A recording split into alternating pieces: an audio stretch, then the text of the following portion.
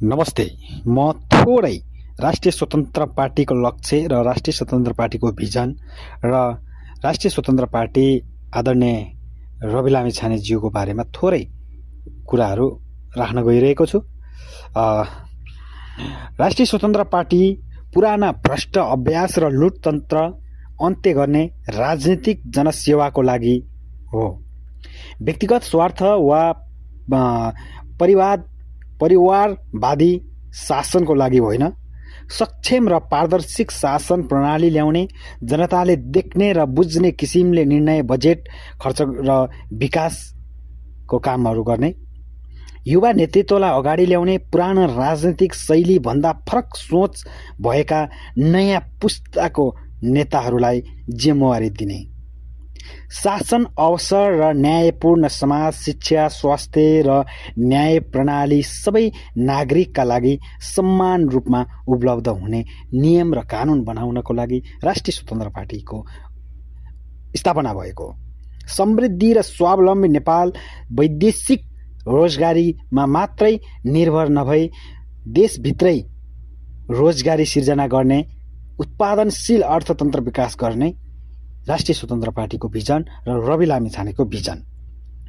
नयाँ पुस्ताको नेतृत्वमा पारदर्शी शासन, समान अवसर, सामाजिक न्याय र उत्पादनशील अर्थतन्त्र मार्फत नयाँ नेपाल निर्माण गर्नु राष्ट्रिय स्वतन्त्र पार्टीको भिजन हो। सुशासन र पारदर्शिता, राज्यका सबै निकायमा भ्रष्टाचार अन्त्य गरेर जिम्मेवारी र जवाफदेही सरकार बनाउने राष्ट्रिय स्वतन्त्र पार्टीको लक्ष्य। न्यायपूर्ण र सम्मान समाज, सबै नागरिकलाई शिक्षा, स्वास्थ्य, रोजगारी र न्यायमा सम्मान पहुँच दिने राष्ट्रिय स्वतन्त्र पार्टीको लक्ष्य। युवा नेतृत्व मार्फत नयाँ सोच, पुरानो सत्ता संस्कृतिलाई बदलाउँदै युवाको ऊर्जा र दक्षता देश निर्माणमा ल्याउने, स्वावलम्बी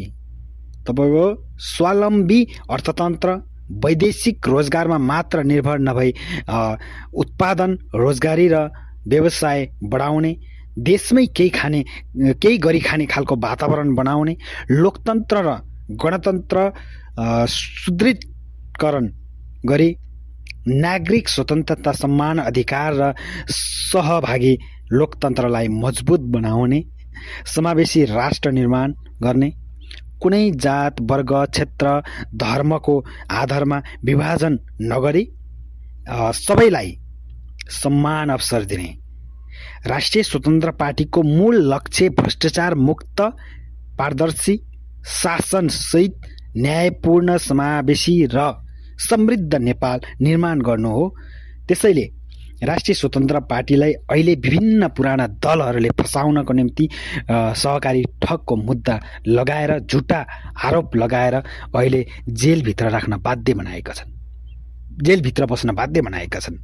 जुन भदौ 2025 भदौ 23 र 24 को जेनजी पुस्ताको आन्दोलनले उहाँलाई चाहिँ रवि लामिछाने निर्दोष छ भनेर निकालिसक्दा पनि उहाँलाई फेरि पनि विभिन्न मिडियाबाजी र विभिन्न झुटो आरोप लगाएर फेरि जेल बस्न बाध्य बनाएको हामी सबैले देखेका छौँ।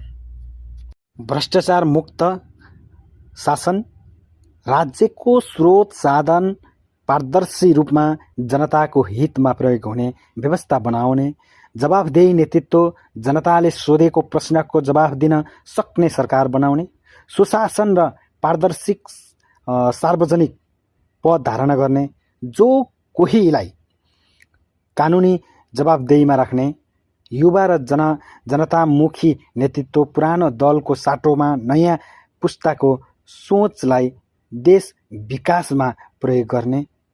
रवि लामिछाने मेन उद्देश्य भ्रष्टाचार अन्त्य गरेर पारदर्शी र जवाफदेही शासन मार्फत देश निर्माण गर्नु रवि लामिछानेको मेन उद्देश्य हो। र भ्रष्टाचार अन्त्य, सुशासनको सुरुवात, सफा राजनीति, पारदर्शी सरकार, भ्रष्टाचार मुक्त नेपाल हाम्रो साझा लक्ष्य। नयाँ पुस्ताको नेतृत्व, स्वस्थ शासनको प्रतिबद्धता, जनताको कर जनताकै हितमा राख्ने, जनताको लागि अधिकार खोज्नको निमित्त राष्ट्रिय स्वतन्त्र पार्टी आज खडा भएको थियो भन्दै आज यस छोटो कुरा तपाईहरुको माझमा राख्दै बिदा हुन्छु। हस्त, धन्यवाद। जय नेपाल, जय घण्टी, जय देश।